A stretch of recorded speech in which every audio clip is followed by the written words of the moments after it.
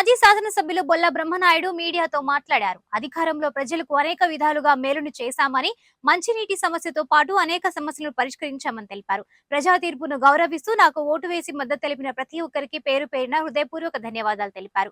అలాగే ఎమ్మెల్యేగా గెలిచిన జీవి ఆంజనేయుడికి అభినందనలు తెలియజేశారు. వినుకొండను అభివృద్ధి చేస్తూ ప్రజలకు మంచి చేయాలని ఆకాంక్షిస్తున్నామని తెలిపారు.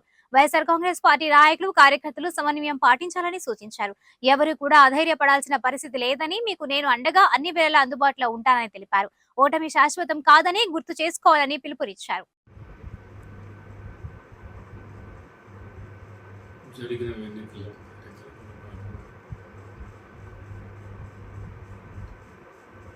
చూస్తూ ఉంటే చాలా బాధగా ఉంది.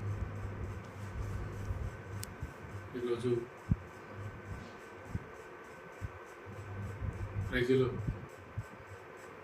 ఇచ్చిన తీర్పుని శిరస్సు వహిస్తారు.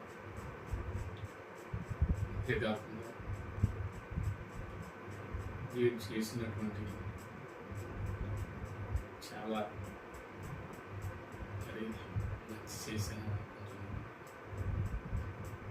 అనుకుంటున్నాను. గతంలో మంచినీటి సమస్య కానీ అనుకున్నటువంటి మరి ఆ సమస్యలు వినుకొండలో ఉన్నటువంటి డెవలప్మెంట్స్ అనేకం చేశాను. కానీ చూస్తే చాలా బాధేస్తుంది. నేను ఎక్కడ కూడా న్యాయంగా ధర్మంగా చేశాను అనుకుంటున్నాను. నేను ఎక్కడా తప్పు చేయలేదు. నేను ఎవరిని నా ఇంటికి వచ్చినటువంటి వాళ్ళు, నాకు ఇష్టం లేనటువంటి వాళ్ళు వచ్చినా నేను వాళ్ళకి మంచి చేశాను. ఎక్కడ వాళ్ళని మరోలా ఇప్పుడు చూడండి. నియోజకవర్గంలో ఏ వైపు నుంచి చూసినా నేను ఎక్కడా తప్పు చేయలేదు. కానీ మరి ప్రజలు మరి ఇలాంటి తీర్పు ఇచ్చినందుకు చాలా మరి ఏ విధంగా కూడా మనసుకి అదైనా కూడా వాళ్ళు ఇచ్చిన తీర్పుని గౌరవిస్తూ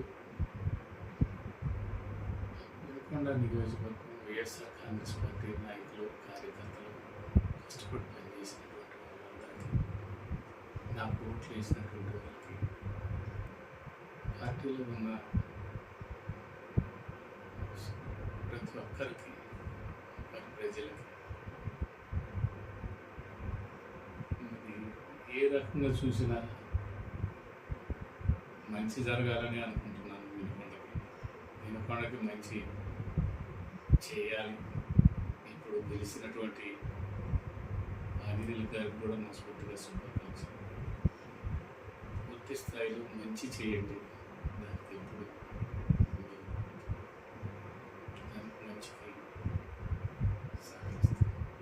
కానీ మా ఆస్తుల మీదకి రాళ్ళే వేయటం కానీ, చిన్న చిన్న చిల్లర పనులు గ్రామాల్లో సమన్వయం పాటించండి. చిన్న వాటిని గ్రామంలో ఉన్న వైసీపీ వాళ్ళు కూడా ఓర్పుతో సహనంతో భరించండి. పరిస్థితి చేదాటినప్పుడు అన్ని విధాల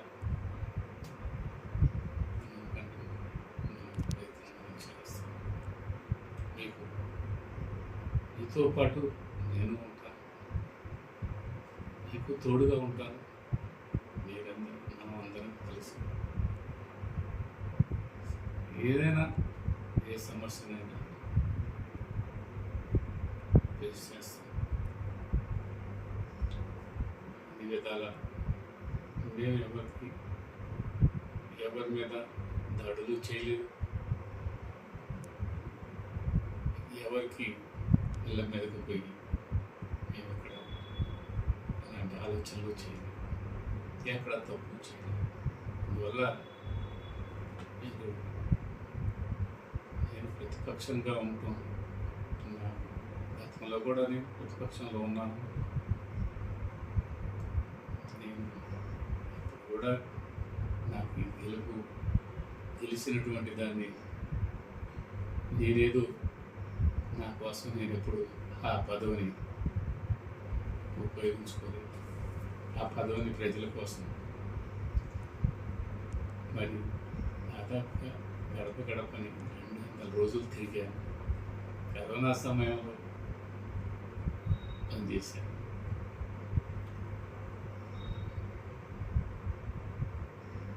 అంతేకాకుండా చాలా విషయాల్లో చాలా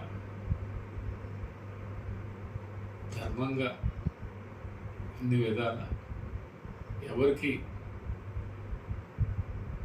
ఇబ్బంది పెట్టకూడదనే వాళ్ళు వైసీపీ నాయకుల, వాళ్ళ తెలుగుదేశం పార్టీ నాయకుల అని ఎప్పుడు కూడా ఆలోచించకుండా అందరికీ మంచి చేయాలనుకున్నాను. కాబట్టి నాకు అర్థం కాదు, ఇంత మంచి చేస్తే మరి చాలామంది చెప్తారు అభివృద్ధి అంటే సచివాలయాలు, మరి అదేవిధంగా రైతు భరోసా కేంద్రాలు, సంక్షేమం అనేకం చేశాం. ఇవన్నీ చెప్పుకోవటం కూడా ఎక్కువ అబద్ధాలకే అవకాశం ఎక్కువ ఇచ్చారు. దానికి మేము కూడా గౌరవిస్తాం. నియోజకవర్గం ప్రజలందరికీ నమస్కారం.